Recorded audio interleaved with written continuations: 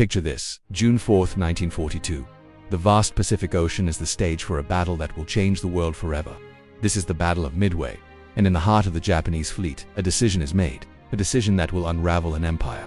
Today, we're diving into the 6 minutes of destiny, the pivotal moment when Japan's seemingly unstoppable war machine began to crumble. Just 6 months after the stunning attack on Pearl Harbor, the Imperial Japanese Navy was the undisputed master of the Pacific. They had a string of victories under their belt and a plan to finish the job. Their target, the tiny but strategic Midway Atoll. Their goal, to lure the remaining American carriers into a trap and annihilate them, securing Japanese dominance for years to come. Admiral Yamamoto Isoroku, the architect of Pearl Harbor, had assembled a massive armado, the largest naval force the world had ever seen. On paper, it was an unbeatable force. The Japanese plan was complex, a masterpiece of naval strategy. It involved multiple fleets converging on Midway from different directions. The core of this force was the 1st Carrier Striking Force, or Kido Butte, commanded by Vice Admiral Kiichi Nagumo. It boasted 4 of Japan's most legendary aircraft carriers, Akagi, Kaga, Soryu, and Hiryu. These were the very ships that had devastated Pearl Harbor.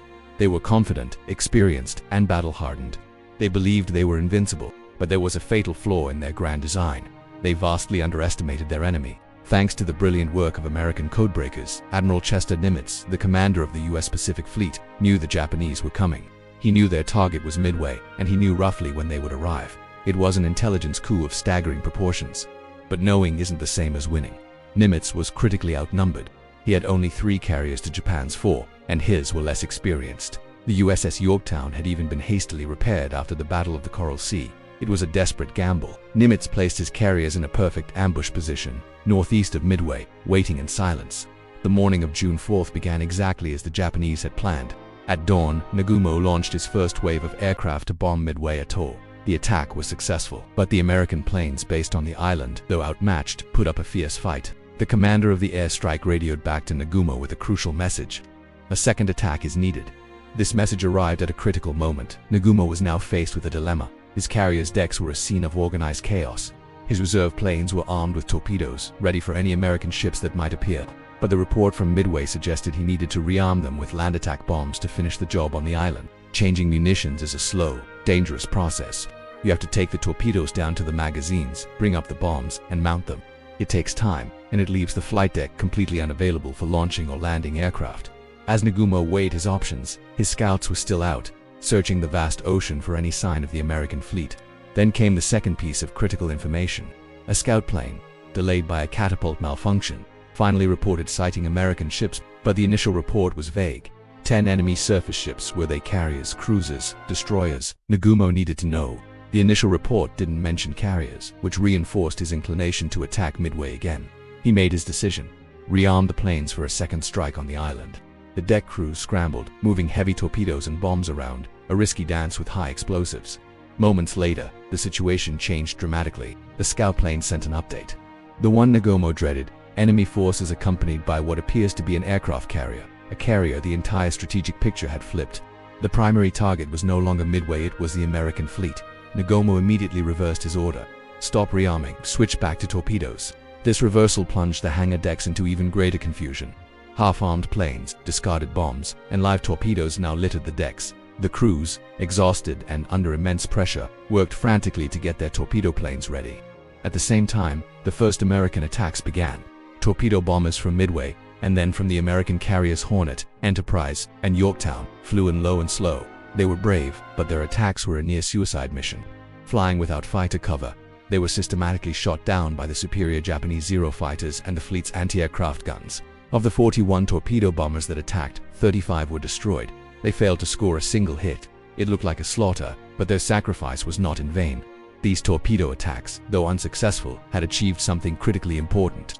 They had pulled the Japanese combat air patrol, the Zero fighters, down to sea level to deal with the low-flying torpedo planes. The skies directly above the Japanese carriers were now, for a few precious moments, almost completely exposed. Admiral Nagumo, watching the American planes being shot down one by one, probably felt a sense of relief. The danger seemed to have passed. His carriers were turning into the wind, finally ready to launch their own devastating counterattack. The flight decks were packed with fully fueled and armed aircraft, and that's when it happened. High above, unseen and unheard, American dive bombers from the Enterprise and Yorktown were arriving. They had been searching for the Japanese fleet and, guided by a lone Japanese destroyer, had found them at the exact moment of maximum vulnerability. This is the moment history calls the 6 minutes of destiny. Between 10:20 and 10:26 a.m., SBD Dauntless dive bombers screamed down from the heavens. The Japanese sailors, focused on the action at sea level, looked up in horror, but it was too late. The bombers from the USS Enterprise targeted the carrier's cargo and bombs tore through their flight decks, which was still cluttered with planes, fuel lines, and munitions. The initial explosions triggered a chain reaction of secondary blasts, as fueled-up planes and stored bombs went up in massive fireballs. Within seconds, 2 of Japan's finest carriers were transformed into raging infernos. At the same time, bombers from the USS Yorktown dove on the carrier Soryu, scoring 3 direct hits. She too was engulfed in flames.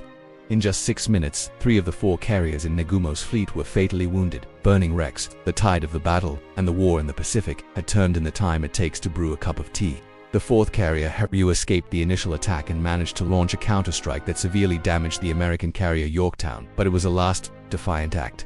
Later that afternoon, American planes found Haryu and sent her to the bottom as well. The battle was over. Japan had lost its 4 best aircraft carriers, hundreds of its most experienced pilots, and the strategic initiative in the Pacific War. They would never recover. The 6 minutes of destiny at Midway weren't just about tactical errors. They were the culmination of American code-breaking, courage, a bit of luck, and a fatal moment of Japanese indecision. It was a turning point from which the Japanese Empire would never bounce back, a path that led directly to its eventual defeat. Thank you so much for joining me on this journey back in time. If you found this story of history's pivotal moments fascinating, make sure to hit that like button and subscribe for more deep dives into the events that shaped our world. Let me know in the comments what other historical turning points you'd like to explore. Until next time, stay curious.